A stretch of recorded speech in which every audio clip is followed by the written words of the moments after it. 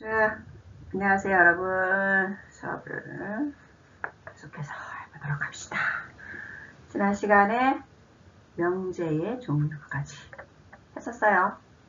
그러면 이제 오늘은 이 명제를 옳다고 주장하는 할 수 있는 증거에 대해서 이야기를 해보도록 하겠습니다. 여러분들 책 페이지 130페이지요. 논거라는 것이 무엇이냐? 첫 번째 줄에 보면 논증에서 반드시 필요한 논리적 근거를 논거라고 한다. 이런 얘기지. 그치? 그러니까 내가 뭐라고 이제 딱 주장을 한다고 하더라도 그게 옳다고 이야기를 하려면, 그쵸? 그리고 내가 옳다고 이야기하는 거를 상대방이 동의할 수 있고 하려면 근거가 있어야 되는 거잖아요. 그렇죠? 내 주장이 옳다라는 거를 주장할 수 있는 합당한 근거. 이게 바로 논거라고 생각을 하시면 돼요. 그래서 내가 세운 명제를 효과적으로 논증하기 위해서 필요한 확실한 논리적 근거가 바로 논거다라고 생각을 하시면 되고요. 그렇죠? 근데 이제 논거라고 이제 보통 우리가 이제 주장을 할 때에는, 논거를 이제 제시를 할 때에는 사실 내가 아무리 얘기를 해도 내 얘기만으로는 내가 내세운 명제가 옳다라고 이야기할 수 없는 거잖아요. 그러면 내 명제, 내가 내세운 명제가 옳다고 주장할 수 있도록 다른 사람의 어떤 의견을 갖다가 보통은, 그치? 이야기를 하죠. 그때의 그 다른 사람이라는 거는 이 다른 사람의 의견을 내가 가지고 왔을 때 상대방이 인정할 수 있는, 신뢰를 할 수 있는 사람이어야 할 거고, 그래서 다른 사람의 의견을 갖다가 쓰던지 또는 어떤 뭐 결과, 실험 결과 같은 거를 갖다 쓰던지 또는 뭐 예전에 어떤 뭐 책에 있는 어떤 뭐 주장, 어떤 논문의 이야기, 뭐 이런 것들을 갖다가 쓰려면 일단은 내가 이런 것들을 여기 얘기해서 가져다 썼다라고 출처를 반드시 밝혀야겠죠. 그렇죠? 그래야 내가 갖다 쓴 그 논리적 근거가 정당성을 확보할 수 있는 거니까. 그치? 그래서 출처를 내가 어디에서 갖고 왔고, 그리고 이 출처는 믿을 만한 곳이다 라는 것을 증명할 수 있는 그런 출처를 갖다가 명확히 밝혀야 되고, 그 다음에 논증에 필요한 사실만 이용. 즉 이 말은 무슨 말이냐면 내가 세운 명제에 해당되는 근거만 갖다가 내세워야지 이거와 관련 없는 어떤 근거, 사실을 갖다가 내가 써서는 안 된다라는 거를 이야기하고 있는 거겠죠. 사실 뭐 내가 세운 명제에 관련 없는 어떤 사실을 갖다가 내가 굳이 그걸 논리적 근거로 세울 필요는 없는 거고, 그렇게 하면 당연히 그걸 읽는 독자들은, 상대방은 신뢰할 수 없는 거잖아요. 그렇죠? 그러니까 논지에 필요한 사실만 이용을 하는 거고, 그리고 또 내 명제를 증명하기 위해 갖고 온 논리적 근거라고 해서 내 명제에 맞도록 어떤 사실이나 이런 논리적 근거를 갖고 와놓고 그거를 왜곡하거나 내 명제를 정당성을 입증하기 위해서 왜곡하거나 또는 내 방식으로 해석을 하거나 또는 과장을 하거나 이러시면 안 된다. 그 상태 그대로 갖고 와서 내 논리적 근거로 삼아야 된다라는 거를 꼭 기억을 하셔야 할 것 같아요. 그렇죠? 자, 그 다음. 그러면 이런 논리적 근거, 논거에는 어떤 종류가 있느냐? 여러분들 책 페이지 130페이지에 그 논거의 하나, 둘, 세 번째 줄에 보면 논거에는 사실 논거와 소견 논거가 있다 라고 되어 있죠. 그쵸? 가장 분명하고 자연스러운 호소는 사실에 대한 것이다. 사실이라는 건 뭐예요? 모든 사람들이 다 인정하는 거잖아요. 그렇죠? 그러니까 당연히 그거를 내 논리적 근거로 갖다 내면 반박할 여지가 없는 거지. 그쵸? 그래서 사실로서 인지되기 위해서는 사실 논거가 이게 이제 많은 어떤 검증, 그쵸? 그리고 증명의 단계를 거쳐와서 모든 사람이 그래, 이거는 사실이야 라고 인정을 하는 거니까. 그쵸? 그래서 당연히 사실 논거는 가장 분명하고 이거를 딱 내밀면 반박의 여지가 없는 거니. 그쵸? 그리고 자연스러운 호소 방법인 거는 누구나 인정을 할 거예요. 그리고 이 사실 논거라는 거는 당연히 검증되고 증명될 오는 과정을 이미 다 거친 거기 때문에 객관적이고 보편적인, 주관적으로 해석될 수 없는 거지. 객관적이고 그리고 보편적인 모든 사람들이 다 인정할 수 있는 그런 논거 방법이다 라고 보시면 되죠. 그렇죠? 그래서 내가 어떤 명제를 딱 쓰고 나는 이렇게 주장해 라고 명제를 쓰고 그리고 이 명제가 정당성을 얻기 위해 사실, 모든 사람들이 다 인정하는 사실을 논리적 근거로 되는 거란 얘기예요. 그렇죠? 그래서 누구나 객관적으로 인정할 만큼 모든 사람들이 다 그래 맞아 이거는 옳은 얘기야 라고 인정할 만큼 확실하고 구체적이고 현실적인 사실로 뒷받침하는 논거가 사실 논거다 라는 거를 알아두시면 될 것 같아요. 그래서 만약에 내가 인간은 동물과 다르다라고 명제로 이야기를 했어. 그러니까 내 주장은 인간은 동물과 달라요. 왜? 동물은 본능에 의해 행동한다면 인간은 사고를 바탕으로 행동하기 때문이다 라고 내가 이거를 인간은 동물과 다르다라는 명제를 증명할 수 있는 근거로 들은 거야. 그러면 동물은 본능에 의해 행동하고 인간은 사고를 바탕으로 행동한다는 건 모든 사람들이 다 인정하는 사실인 거잖아요. 그렇죠? 그러면 이 사실을 나는 인간은 동물과 다르다라는 명제를 증명할 수 있는 논리적 근거로 든 거예요. 그러면 모든 사람들이 다 인정하는 사실을 논리적 근거로 든 거기 때문에 이거는 사실 논거라고 보셔야 한다는 얘기죠. 그렇죠? 그 다음 두 번째는 뭐냐 하면 소견 논거예요. 소견 논거는 뭐냐 하면 보통 일반적인 여론 또는 어떤 분야에 대한 권위자의 의견을 논리적 근거로 드는 게 소견 논거이죠. 그러니까 보통 내가 어떤 명제를 이렇게 이제 세웠어. 그러면 이 명제가 옳다고 증명하기 위해서 내가 다루고 있는 분야의 권위자, 이 분야의 전문가들의 의견을 내가 갖다가 쓰는 거지. 그때 그 의견은 내 명제와 같아야 되는 거죠. 그렇죠? 그 의견을 갖다가 써서 이 사람도 이렇게 얘기했어요. 고로 내 명제가 맞아요. 라고 주장을 한다는 거예요. 그러면 그게 소견 논거다. 라고 생각을 하시면 되고 여러분들 책에 있는 것처럼 소견 논거에 대한 신뢰도는 소견을 가진 사람의 그 방면에 있어서의 권위에 따른다. 이때 권위의 뜻은 그 방면의 경험이 풍부한 사람, 전문가, 학자로서의 신뢰성을 가진다 라고 되어 있죠. 그렇죠? 즉 내가 어떤 사람의 의견을 내 명제를 뒷받침하는 어떤 논리적 근거로 삼으려면 그 사람이 내가 다루고 있는 그 분야에 아까도 얘기했듯이 권위자, 전문가이어야 한다는 거예요. 왜냐하면 그 사람의 말이라면 그 사람이 그 분야에서 전문가고 권위자이기 때문에 사람들이 그 사람의 말을 신뢰를 하는 거죠. 그렇죠?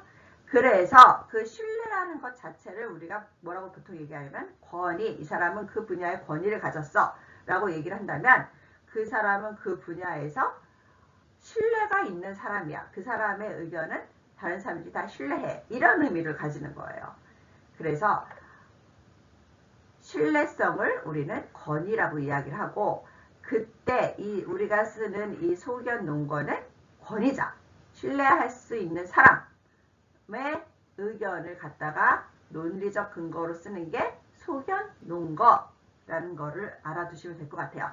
그러려면 사실 뭐가 뒷받침이 돼야 되겠어? 그 사람이 가지고 있는 어떤 전문성, 그 분야에 그 사람이 정말 전문적으로 지식이 있는, 그렇죠? 그 다음에 어떤 학자로서의 어떤 위치, 뭐 이런 것들, 그렇죠? 그래서 전문성이 요구되는 것이고, 그 다음 그 사람이 하는 말이라도 아무리 권위자가 하는 말이라도 그 사람이 하는 말이 진실해야 되는 거죠. 그렇죠? 명백하게 거짓이 아닌 진실성이 있어야지 그 사람의 의견이 옳다라고 얘기를 할 수 있는 거니까. 그래서 진실성과 전문성이 요구된다라는 것을 꼭 기억하셔야 돼요. 네. 그래서 소견논거란 권위자의 의견이고, 권위자의 의견은 진실성과 전문성이 있어야 한다라는 것. 거기 여러분들 페이지 보면 131페이지요.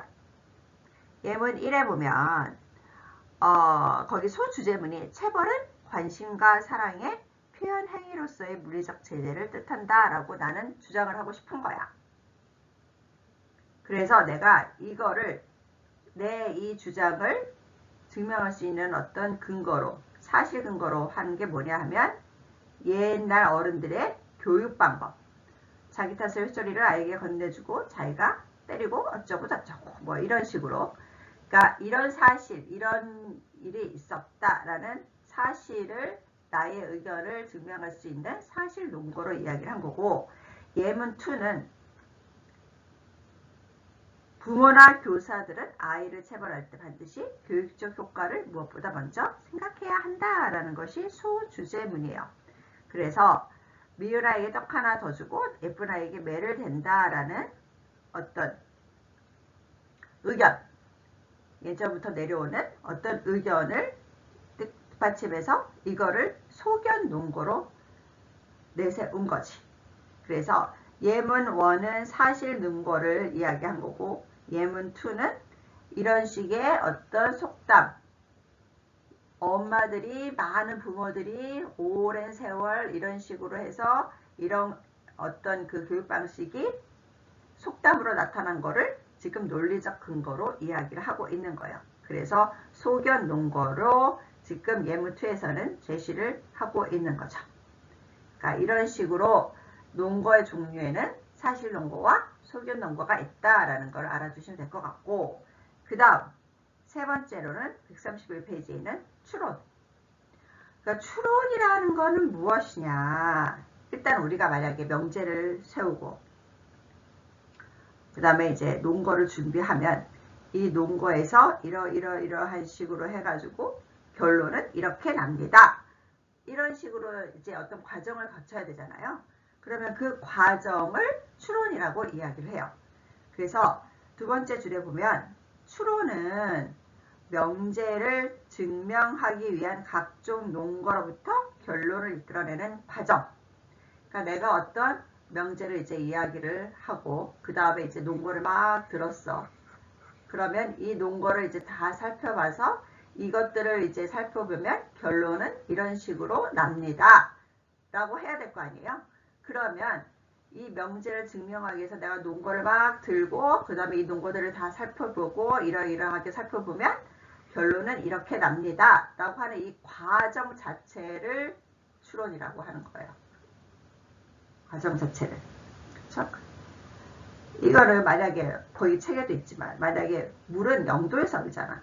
그럼 물은 0도에서 온다라는 거는 많은 어떤 경험을 해서 물이 0도에서 온다라는 걸 아는 거잖아요. 그렇죠? 그러면 그 수많은 경험을 확인하고 결론적으로 0도에서 물이 온다라는 결론을 내는 것이 추론이라고 생각을 하시면 돼요. 그러면 추론이라는 거는 일단 확보된 논거, 내가 내 명제를 증명하기 위해서 여러 곳에서 많은 어떤 논리적 근거들을 갖고 왔어. 그러면 이 논리적 증거들을 이제 하나하나 살펴보고 해석하고 의미를 부여하고 그리고 자료로서 내가 활용을 한 다음에, 그쵸? 그 다음에 논거와 논거 사이의 관계, 여러 가지의 이제 증거들이 있는 거잖아. 그러면 얘와의 관계를 이제 막 살펴보면서 하나의 어떤 결론을 이끌어내는 과정이 추론이라고 보시면 되는 거죠. 그렇죠? 그래서 그러한 과정들을 추론이라고 생각을 하고, 이 추론의 과정은 이 논증이라는 거에 있어서 가장 꼭 필요한 단계라고 생각을 하시면 돼요. 자, 그러면 추론에는 어떤 종류가 있느냐라는 거를 기억을 하셔야겠지. 그렇지? 그래서 추론의 종류에는 일단 거기 131페이지에 보듯이 비납적 추론과 연역적 추론이 있다. 아까 내가 물이 어는 것, 영도에서 언다라는 거를 여러 가지 경험을 통해서 안다. 그러면 여러 가지 경험을 다 살펴보니 아, 물은 영도에서 어는구나 라고 해서 물은 영도에서 언다라는 결론을 내는 것이, 그런 과정들이 추론이라고 얘기를 했잖아요. 그렇게 얘기했을 때 내가 든 예가 바로 비납적 추론이에요. 그러니까 거기에 책 페이지 보면 비납적 추론은 특수한 사실을 전제로 삼아 일반적인 사실 또는 현상으로서 결론을 내리는 방법이라고 되어 있죠. 그렇죠? 아까 얘기했듯이 이 사람도 보니까 영도에서 물이 얼어. 저 사람도 영도에서 물이 얼어. 그래서 각각의 어떤 개별적인 사실들을 다 한데 모아서 살펴보니 일반적으로 물은 영도에서 언다라는 사실을 알아낸 거지. 그래서 그렇게 결론을 내린 거야. 그래서 비납적 추론이라는 건 뭐냐 하면 특수한 어떤 사실을 전제로 삼아 여러 개의 특수한 사실을 전제로 삼아서 이 사실을 다 살펴보니 어떤 일반적인 사실 하나를 내가 발견할 수 있었다. 그래서 이거를 내가 결론으로 이끌어내는 방법이 비납적 추론인 거예요. 그렇죠? 그래서 거기 밑에서 두 번째 줄에 보면 특수한 예나 구체적인 사실로부터 일반적인 명제를 이끌어내는 방법. 아까도 얘기했듯이 개별적인 하나하나의 어떤 사례들을 다 살펴봐. 구체적이고 개별적인 사례들을 다 열거해서 이것들을 하나하나 다 살펴봐. 그래서 공통적으로 나오는 어떤 사실을 이끌어내는 거예요. 결론으로 이끌어내는 거예요. 그러면 얘는 보편적이고 일반적인 어떤 결론이 되는 거죠. 그렇죠? 모든 사람들에게 다 허용되는, 적용되는 그런 결론이니까.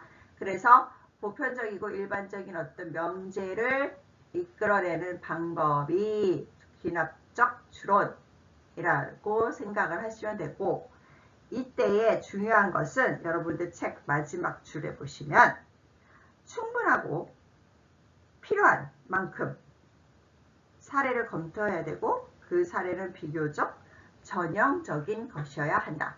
즉 내가 어떤 결론을 이끌어내기 위해서 다양한 이제 어떤 사실들을 살펴보는 거잖아요. 근데 이 다양한 사실들을 살펴보는데 너무 적은 사실들을 살펴보는 건 위험하죠. 왜냐하면 걔네들이 특수한 사실일 수 있는 거니까. 그렇죠? 그래서 충분하고 내가 필요하다라고 할 만큼 많은 충분한 어떤 사례들을 검토를 해야 되는 거고, 또 이 사례들, 내가 검토하는 이 하나하나의 사례들이 또 너무 개별적이고 어느 쪽으로 치우쳐 있고 특수하고 이러시면 안 된다. 이러면 안 된다라는 거지. 어떤 분야에 있어서 어떤 사실에 내가 어떤 그 명제를 세우고 이것들에 관한 어떤 사실들을 내가 사례들을 검토해 보는 데 있어서 이 사례들은 너무 개별적이거나 또는 너무 어느 편향적이거나 이러면 안 된다는 거야. 이 분야를 나타낼 수 있는 어떤 전형적인 사례들이어야 한다는 거죠. 너무 개별적이고 너무 편향적인 거는 일반적인 결론을 어떤 명제를 이끌어내기에는 어렵잖아요. 그러니까 전형적인 것이어야 된다. 그래서 결국 귀납적 추론이라는 건 뭐냐? 개별 명제를 전제로 해서 일반 명제를 추론해내는 것. 개별적이고 구체적인 사례에서 일반적이고 보편적인 명제를 추론해내는 것. 그래서 인간의 어떤 다양한 경험, 실전, 실험 등의 결과를 일반화하는 방식이라고 보시면 되죠. 그러니까 구체적이고 개별적인 거에서 보편적이고 일반적인 거를 이끌어내는 방법. 이게 귀납적 추론이다 라고 보시면 돼요. 그러면 이런 귀납적 추론 132페이지 보시면 만약에 이런 귀납적 추론을 하는 데 있어서 첫째 줄에 보면 구체적인 사례를 우리가 지금 충분하게 들어서 거기서 일반적인 어떤 명제를 이끌어내는 거잖아. 근데 만약에 내가 해놓은 그 구체적인 사례에 나의 명제에 반하는 예외가 있다면 반드시 왜 이게 나의 명제와 다른 건지 예외가 될 수밖에 없는지에 대한 해명을 하셔야 돼요. 그래야 내가 이끌어내는 결론이 다른 사람들에게 정당하다고 설득력 있게 받아들여질 수 있는 거죠. 이런 예외가 있는데 넌 왜 이렇게 얘기해? 라는 식으로 반박을 이끌어내면 안 된다는 얘기예요. 만약에 내가 사례로 든 어떤 많은 것들이 둘 중에 예외가 있다면 이 예외는 이렇기 때문에 지금 예외로 나온 것입니다 라고 반드시 해명을 해야 그거를 읽고 보는 상대방도 납득을 할 수 있는 거니까요. 무슨 말인지 이해되셨죠? 예. 그래서 구체적 사례가 있다면 구체적 사례에 예외가 있다면 반드시 해명을 해야 한다라는 거를 알아두시면 될 것 같죠. 그렇죠? 그래서 133페이지에 보면 예로 뭐를 얘기하고 있냐면 소크라테스, 공자, 석가모니도 다 죽는다. 그들은 모두 사람이다. 그러면 모든 사람은 죽는다. 이런 식으로 내가 추론을 했어. 그러면 소크라테스도 죽어, 공자도 죽어, 석가모니도 죽어 라는 개별적인 어떤 사실에서 얘네들도 다 사람이네? 그러면 사람은 다 죽는가 보다 라는 일반적인 사실, 즉 모든 사람은 죽는다 라는 명제를 이끌어내는 거죠. 그렇죠? 그래서 개별적인 사항에서 일반적인 사항을 끌어내는 게 귀납적 추론. 그러면 유의점은 뭐겠어요? 여러분들 만약에 이 귀납적 추론을 하는 데 있어서 유의점은 일단 아까도 얘기했지만 충분한 수요의 사례가 검토되어야 된다. 그러니까 내가 어떤 명제를 이끌어내서 그 명제의 논리적 근거로 어떤 개별적인 사항들을 들었으면 이 개별적 사항들이 충분해야 되는 거지. 납득할 수 있을 만큼. 만약에 내가 소크라테스 죽어. 소크라테스 사람이야. 그러면 사람은 죽어. 이렇게 되면 야, 소크라테스면 죽을 수도 있잖아 라고 생각을 할 수 있다는 거지. 그래서 충분한 수요. 그 다음에 검토된 사례는 전형적인 것. 아까 충분히 얘기했었죠. 전형적인 것이어야 되고 또 얘기했듯이 예외적 사례가 있으면 다 해명이 되어야지 귀납적 추론에서 이끌어내는 명제를 받아들일 수 있는 거죠. 그 다음 비교되는 두 사례는 중요한 점에서 비슷한 것이어야 된다. 만약에 내가 지금 소크라테스, 공자, 석가모니 다 죽는다 라고 했잖아. 그러면 죽는다라는 점에서 소크라테스도 죽고 공자도 죽고 석가모니도 죽는 거야. 그렇죠? 그러면 이 사례는 다 죽는다는 점에서는 비슷한 거죠. 그렇죠? 그래서 두 사례는 중요한 점에서 어떤 기준에서 보면 다 비슷한 것이어야지 어떤 결론을 이끌어내는데 좋은 거겠죠. 그렇죠? 그 다음에 두 사례 간의 차이가 중요하지 않다는 점이 설명되어야 한다라는 말은 무슨 말이냐면 만약에 내가 어떤 사례를 이렇게 들었어. 그리고 이 여러 가지 사례들은 중요한 점에서 죽음이라는 점에서 비슷해. 근데 만약에 이 사례 중에 어떤 차이가 있어. 근데 이 차이는 이 죽음이라는 이 모든 인간은 죽는다라는 어떤 명제를 설명하는 데 있어서는 이 차이가 그렇게 중요하지 않다라는 것을 꼭 설명을 해야 된다는 얘기예요.